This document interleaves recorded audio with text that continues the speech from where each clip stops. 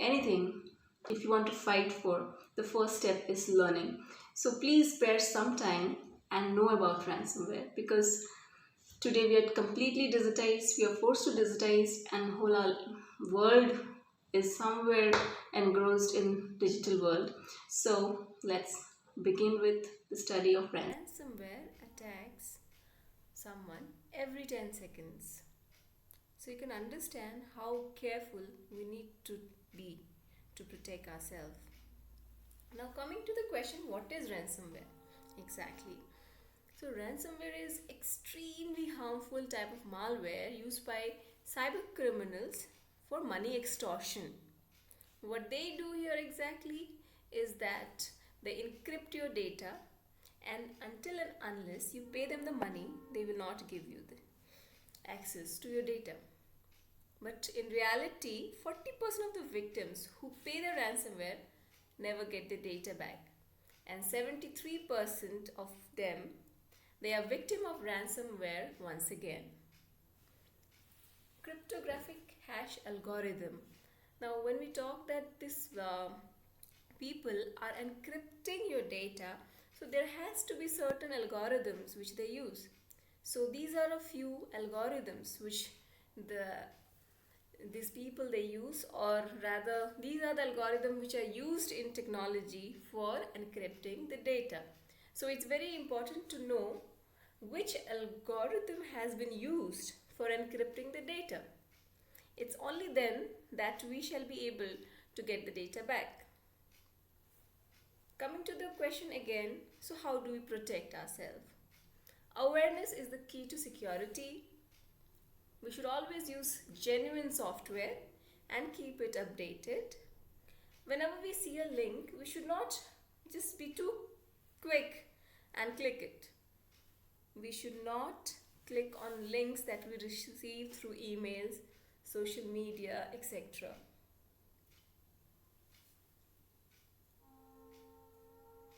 And if we are getting any security warnings, we should not neglect. Supposing you get a message to update your software, you should be prompt in it rather than saying, no, tomorrow I'm going to do that. Most importantly, our password should be strong, and that should not be one dictionary word, and that should not be the name of our pet, our wife, or husband. It should be safe one. This is how your cryptic text would look like. You have a normal text, then we apply the hash algorithm, and then we get the encrypted data. Usually this is used for transferring data safely across the network, but this has been misused and used for encrypting the data and getting the money out of it. How does it spread? There are two components of ransomware. First is a worm, and the other one is a ransomware package. Worm is used for spreading the ransomware across a network, whereas the software is used for encrypting the data. So if you are having many systems over a LAN, then you have to, first thing, you have to disconnect the systems and secure your network. It also spreads through malicious email attachment. This is the reason we always tell people not to click on email attachments, because it may lead to you somewhere else. And the exploit that they use for this WannaCry, it was named as Eternal Blue. Initially, the ransom that people used to ask ranged around roughly $300, but it kept on increasing, and during this COVID pandemic, the ransom amount has increased to $1,600 in Bitcoin. So this is an example of your WannaCry ransomware. Once the victim's system is infected, then you get this kind of message on your screen, and it will tell you that your files have been encrypted and you need to pay certain money in order to get your data back.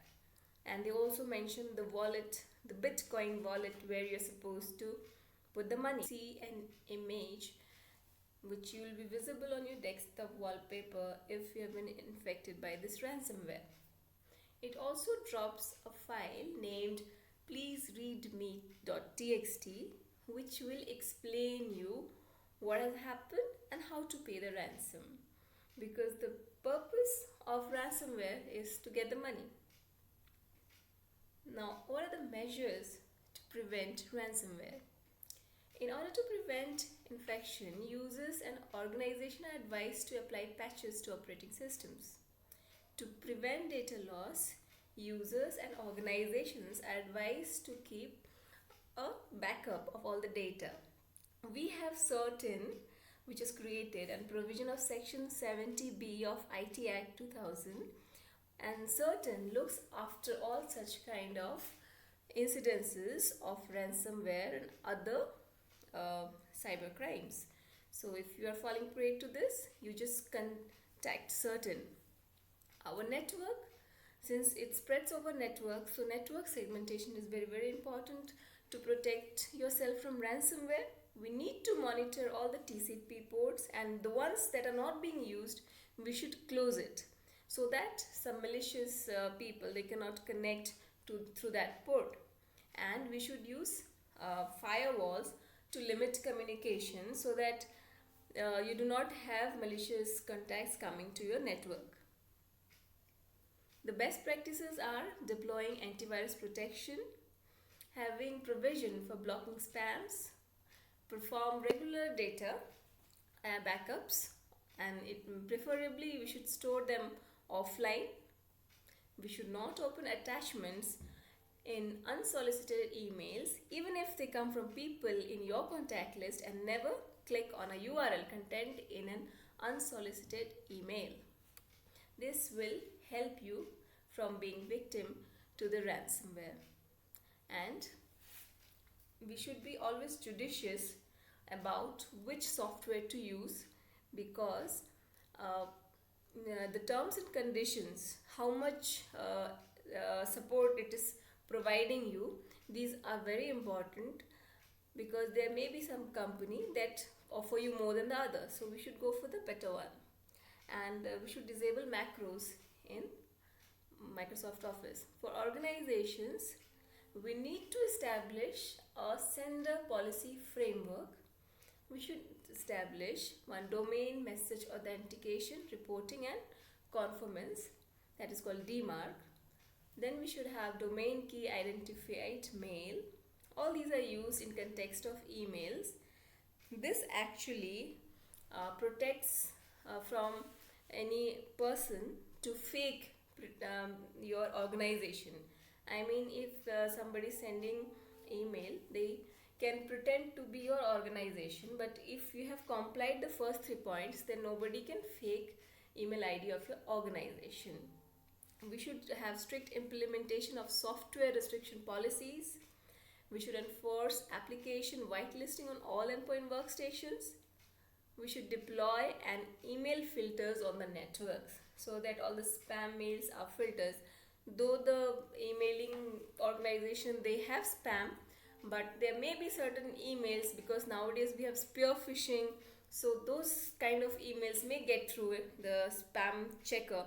So we should have our own spam filter for our organization, wherein all emails are scanned.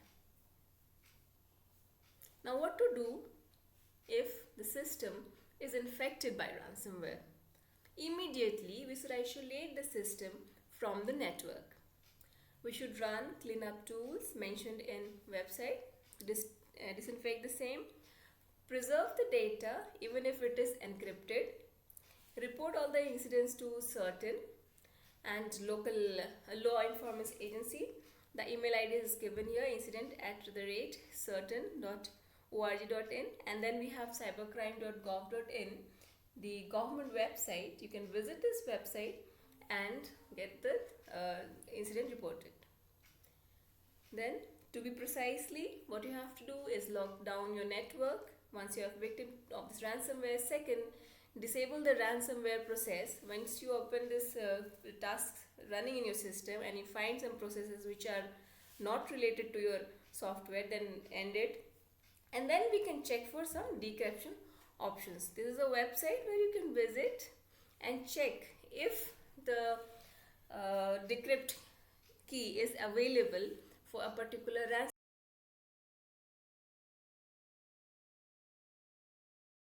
Happened to my system once it got infected. Here I just say mistakenly clicked on some ransomware, which was a ransomware, but I thought it's simply one fun, but it was a ransomware. So it's gonna run on my system, and then I'm going to get this message.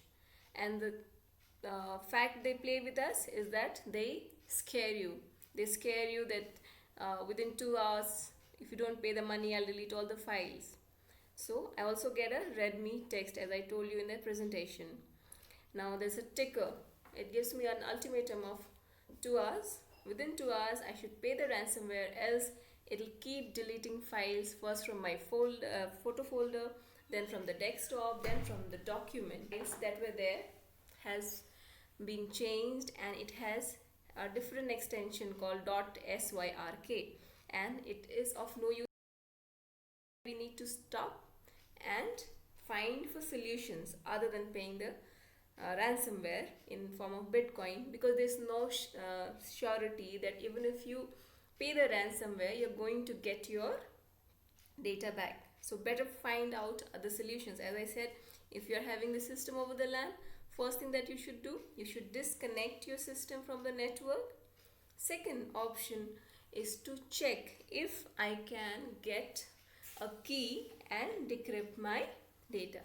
So there is some certain websites we can go, like for example Acronis is there. From there we can download this ransom protection, and then we can try to run it, SYRK, and then let's see, we'll accept it. And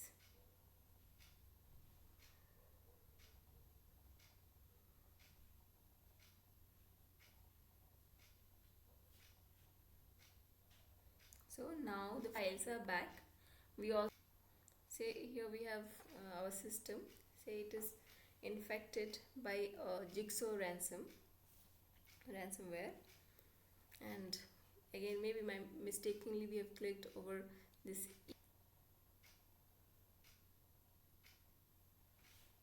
So you can see here our data has another extension .fun. All our data has been infected. So we can come to this website id-ransomware, and from here we can put the sample encrypted file and upload it. Then we get the message that this ransomware is decryptable. Now we can download the jigsaw decryptor from this Emisoft.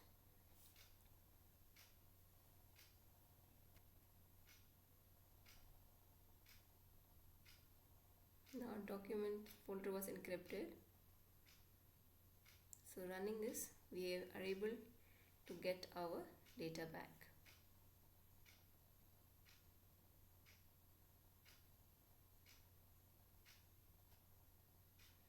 See, this is for a ransomware with which our system is infected. Then now you can see our system is infected after we clicked it. Now again we'll go to this website ID ransomware, and then put our sample encrypted file or our ransomware note here. This is the ransomware note. We'll upload it, and the message that we get is that this ransomware, till now there's no way of decrypting data. In future there may be. They also give you an option through which you can click and request to notify us if in future they have a decryption key for this ransom. To sum up, if your system is infected, please don't panic. You have various open source softwares. You can visit various websites. You can contact certain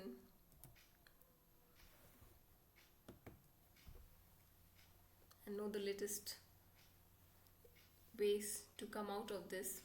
If there are some processes that are running, we should stop these processes. We should search for online resources if there are some decryption keys available or not for that particular ransomware, I suggested you two websites which can be used, and Certain is there where you can report if you fall prey to such incidences. So that's it. Hope this is of some help to you. Please pass it on to your friends and family, because today we are in a connected world. If your friends and family are safe, you are safe. If they are at risk, even you are at risk. So let's stay safe together.